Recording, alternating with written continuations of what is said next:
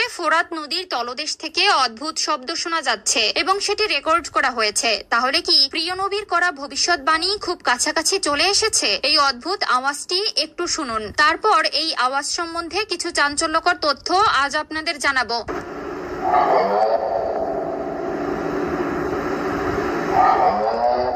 বন্ধুরা, এই নদী থেকে বহু ভয়ঙ্কর ও অদ্ভুত ঘটনা রেকর্ড করা হয়েছে। যেমন গত কয়েক বছর ধরে এই নদী থেকে এমন কিছু অদ্ভুত শব্দ শোনা যাচ্ছে যা নদীর তীরে বসবাসকারী মানুষদের বেশ ভয় পাইয়ে দিয়েছে। এখানে বসবাসরত লোকদের মতে এই শব্দ নদীর নয়, বরং নদীর নিচ থেকে আসছে। এই নদীকে ঘিরে এমন অনেক ঘটনা প্রকাশ পেয়েছে যার আসল কারণ আজ পর্যন্ত কেউ বুঝতে পারেনি। প্রিয় দর্শক, এটি এমন একটি নদী যার শুকিয়ে যাওয়ার অপেক্ষায় রয়েছে দাজ্জাল। এই নদীটি কিয়ামতের আগে উল্লেখিত লক্ষণগুলো প্রকাশ করতে শুরু করেছে। ইসলামিক স্কলারদের মতে এই নদীটি শুকিয়ে যাওয়ার পর কিয়ামতের আগমন সুনিশ্চিত হবে বলে মনে করা হয়। ফোরাত নদী এশিয়ার সবচেয়ে দীর্ঘ এবং গুরুত্বপূর্ণ নদী। এই নদীর বিশেষ বৈশিষ্ট্য হলো এর উল্লেখ বাইবেলে পাওয়া যায় এবং অন্যান্য ধর্মে এই নদী সম্পর্কে অনেক হাদিস বর্ণিত রয়েছে। এই নদীকে বিভিন্ন ধর্মে বিভিন্ন গুরুত্ব দেওয়া হয়েছে। এর পাশাপাশি এই নদী থেকে সোনার পাহাড় উন্মোচিত হওয়ার ভবিষ্যৎবাণী করা হয়েছে। এছাড়াও এটি বলা হয়েছে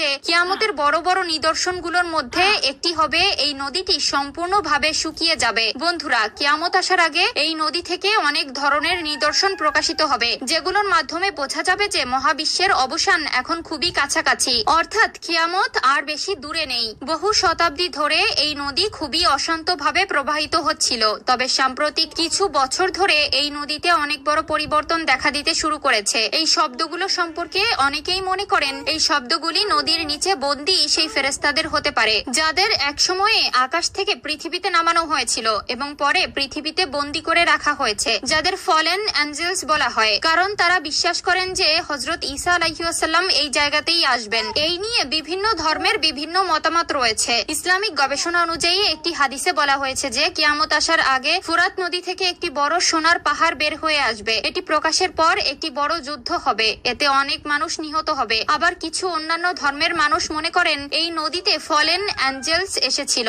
যাদেরকে ফেরেশতা বলা হয়। গবেষণা করার জন্য যারা কাজ করছেন তারা বলছেন এই শব্দগুলি নদীতে থাকা গুহাগুলি থেকে আসছে, যেগুলোকে স্থানীয়রা উইস্পার হোল বলে থাকে। বন্ধুরা, যাই হোক, এই নদী খুব দ্রুত শুকিয়ে যাচ্ছে। অনেক বিশেষজ্ঞদের মতে যদি এভাবে চলতে থাকে তবে 2030 সালের মধ্যে এই নদী পুরোপুরি শুকিয়ে যাবে। প্রিয় নবী সাল্লাল্লাহু আলাইহি ওয়াসাল্লাম বলেছেন যে কিয়ামত ততক্ষণ পর্যন্ত আসবে না যতক্ষণ না ফোরাত নদীর তীর থেকে একটি সোনার পাহাড় প্রকাশিত না হয়। পাহাড় প্রকাশিত হওয়ার পর একটি বড় যুদ্ধ হবে এবং এই যুদ্ধে প্রতি 100 জনের মধ্যে 99 জনই মারা যাবে। হুজুর সাল্লাল্লাহু আলাইহি ওয়াসাল্লাম বলেছেন, যদি তুমি সেই সময় সেখানে উপস্থিত থাকো তবে সেই পাহাড় থেকে কিছুই নিবে না। 2025 সালের রমজান মাস